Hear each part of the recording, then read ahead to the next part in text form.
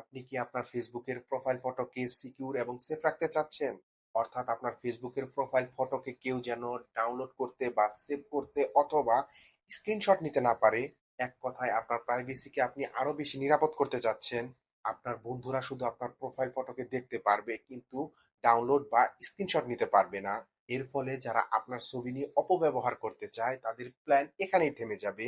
আপনার প্রোফাইল হবে আরো বেশি স্টাইলিশ এবং আরো বেশি সিকিউর।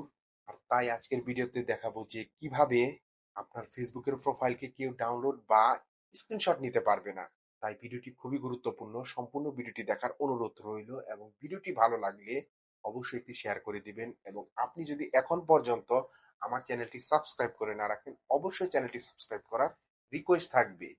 তো চলুন জেনে নেওয়া যাক কিভাবে এই সেটিংসটি চালু করবেন। তার জন্য আমি আমার মোবাইল স্ক্রিনে এসে চলে যাব ফেসবুক অ্যাপে। ফেসবুক অ্যাপে আসার পর আমি আমার প্রোফাইলে চলে যাব। প্রোফাইলে আসার পর আমি আমার প্রোফাইল পিকচারের উপর একটি ক্লিক করব।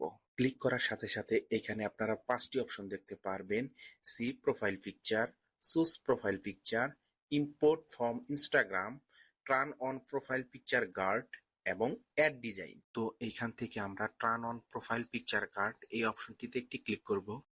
ক্লিক করার পর আমাদেরকে অন্য আরেকটি ইন্টারফেসে নিয়ে আসবে। এখানে আসার পর নেক্সট অপশনে একটি ক্লিক করব।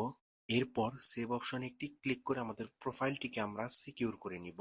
সো আপনারা দেখতেই পাচ্ছেন আমার ছবির উপর প্রোফাইল গার্ডের লোগো চলে এসেছে। সো এখন থেকে চাইলে সবাই আমার এই ছবিটি দেখতে পারবে কিন্তু কেউ স্ক্রিনশট বা ডাউনলোড করতে পারবে না। আর এভাবেই আপনারা আপনাদের প্রোফাইল ফটোকে সিকিউর করতে পারবেন।